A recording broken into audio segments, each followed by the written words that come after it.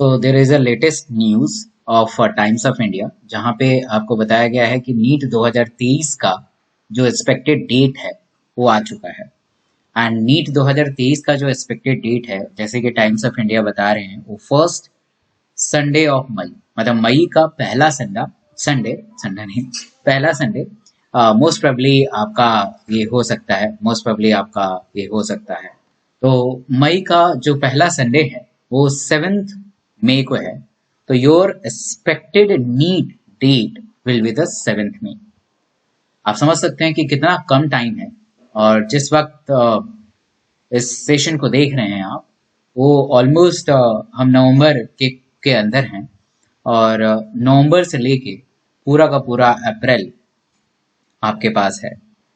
Last के कुछ महीनों में वैसे भी काउंट नहीं करते हैं चीज़ों को, क्योंकि लास्ट का महीना is for the revision, mock test, analysis, इन सब में चला जाता है।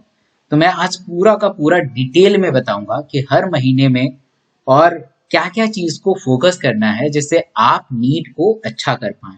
बट बिफोर दैट आपको ये जानना पड़ेगा कि ये एक अनअकैडमी का एक बेहतरीन ऑफर है। अगर आप 6 महीने का सब्सक्रिप्शन लेते हैं तो आपको 2 महीने का एक्स्ट्रा सब्सक्रिप्शन मिल जाएगा, और ये ऑफर अक्टूबर 31 तक ही है। तो कोड में डॉक्टर एस के सिंह लगाना है, जो हर वर्ड कैपिटल लेटर है बिना किसी गैप के साथ। और मेरा एक क्रैश कोर्स आ रहा है, और वो बहुत ही डिटेल क्रैश कोर्स है, which is very detail crash course, जिसमें पूरा का पूरा फिजिक्स, केमिस्ट्री और बायो को आपके एग्जाम के पहले पहले कंप्लीट कराया जाएगा। तो आपको जरूर जुड़ जाना चाहिए। तो सबसे पहले आपको फुल फोकस करना है अपने एनसीईआरटी पे। एनसीईआरटी से बाहर नहीं जाने की कोशिश कीजिएगा, क्योंकि अगर आप एनसीईआरटी से बाहर चले जाएंगे तो कहीं ना कहीं आप अपने मार्क्स से समझौता करेंगे। जो आपने पूरी साल पढ़ा है, जिस नोट से पढ़ा है, जिस टीचर से आपने पढ़ा है, आपने नोट्स तो बनाया ही होगा, तो अपने क्लास नोट्स पे भरोसा करिए और एनसीईआरटी पे फुल भरोसा करिए। मतलब दो ही चीज आपको करनी है। जब भी आप पढ़ाई की शुरुआत करें, जब भी आपको पढ़ाई की शुरुआत करें, तो पढ़ाई की शुरुआत में ये बुक बहुत इंपॉर्टेंट है। ये बुक होना ही चाहिए आपके टेबल पे। मॉड्यूल्स मैं बिल्कुल सजेस्ट नहीं करूंगा, इधर उधर के क्वेश्चंस प्रैक्टिस करने की जरूरत नहीं है। जो आपने क्लास में पढ़ा है, जो आपके टीचर ने पढ़ा है, उस पे आप भरोसा करिए, और उसको भी आपको साथ में साथ लेके चलना पड़ेगा, क्योंकि आपने वहां पढ़ा है। Practice chapter wise MCQ. इस समय आपको मॉक टेस्ट नहीं करना है। आप टारगेट बनाते हैं, हर दिन का आप टारगेट बनाते हैं, और टारगेट बनाते हैं, लेट्स सपोज कि आज हमने ह्यूमन हेल्थ एंड डिजीज करना है, ह्यूमन हेल्थ एंड डिजीज करना है। तो ह्यूमन हेल्थ एंड डिजीज करना है, तो आप क्या करेंगे उसके लिए? उसके लिए सबसे पहले आप एनसीईआरटी से रीड करेंगे, फिर आप उसे नोट से करेंगे, जो आपके क्लास नोट्स हैं, फिर उससे रिलेटेड एमसीक्यू प्रैक्टिस करेंगे। आपकी तैयारी इसी पैटर्न में होनी चाहिए। आपकी तैयारी इसी पैटर्न में होनी चाहिए कि आपको सबसे पहले एनसीईआरटी पढ़ना है, क्लास नोट्स पढ़ना है, देन एमसीक्यू पढ़ना है। इससे ज्यादा कुछ भी नहीं करना है। इससे ज्यादा आप करेंगे, कहीं ना कहीं आप अपने को एक बेकार जोन में धकेलेंगे। आप कहीं ना कहीं अपने मार्क्स से समझौता करने वाले हैं 2023 के एग्जाम के लिए। और मैं नहीं चाहता हूं कि आपके मार्क्स कम आए, क्योंकि मैं आपके लिए पूरा मेहनत करने के लिए आगे भी तैयार हूं, और हम करेंगे भी। So practice chapter wise MCQ. और हम लोग बहुत ही जल्दी एक लेटेस्ट पैटर्न पे आधारित क्वेश्चंस करने वाले हैं, है ना। नवंबर से हम स्टार्ट करेंगे, जो सुबह 9 बजे अनअकैडमी के ऊपर रहेगा, और शाम को 8 बजे भी। शाम को 8 बजे तो नहीं, शाम को 8 बजे हम यूट्यूब पे करेंगे, बट हाँ, सुबह 9 बजे हम अनअकैडमी पे लेटेस्ट पैटर्न पे आधारित, जैसे कि स्टेटमेंट वाइज क्वेश्चंस, या यू कहें कि statement wise match the following, वो भी हम करने वाले हैं नवंबर से।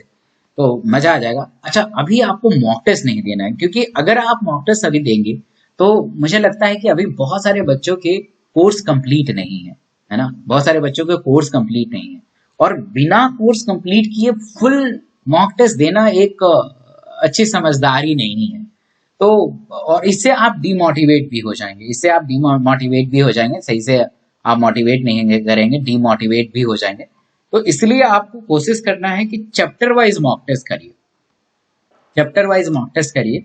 आपको फुल मॉक टेस्ट पे अभी नहीं जाना है, अभी वक्त है हमारे पास, और उस वक्त पे जब जब वक्त आएगा तब हम उसे अच्छे तरीके से करेंगे, बट अभी मुझे नहीं लगता है कि आपको जरूरत पड़ने वाली है, अभी जरूरत नहीं है। Complete entire syllabus till February, make a target, कुछ भी करिए, कुछ भी पेज उस पे आप बनाइए कि मुझे फरवरी तक अपने कोर्स को खत्म करना है एनी हाउ। वो फिजिक्स होगा, केमिस्ट्री होगा, बायो होगा, क्लास 11th होगा और 12th भी होगा। तो मेक अ टारगेट कि मुझे फिजिक्स केमिस्ट्री बायो को इस महीने के इस महीने के फरवरी तक खत्म कर देना है। जब आप मार्च और अप्रैल में जाएं तो मार्च और अप्रैल में आप रैपिड रिवीजन करें, हर हर चैप्टर का एनसीईआरटी पढ़िए अच्छे तरीके से, नोट्स पढ़िए अच्छे तरीके से, और आपकी तैयारी भी एनसीईआरटी और नोट से ही तो हो रही है।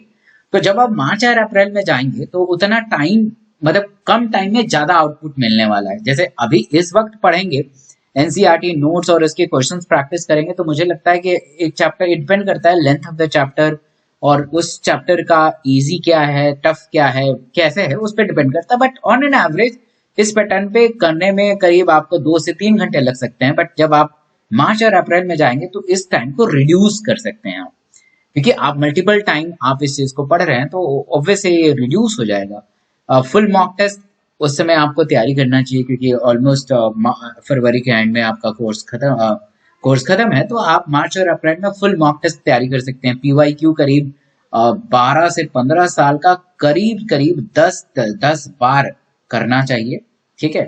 तो ये अगर आप इस स्ट्रैटेजी को फॉलो करेंगे तो आप बहुत ही आसानी से 700 प्लस स्कोर कर पाएंगे नीट के अंदर। और ये सुनने में जितना इजी लगता है उतना ही इसे एग्जीक्यूट करना टफ है। तो इसलिए कोशिश करिए कि इसे एग्जीक्यूट करें, एक अच्छा करें, एग्जीक्यूट करें। Thank you.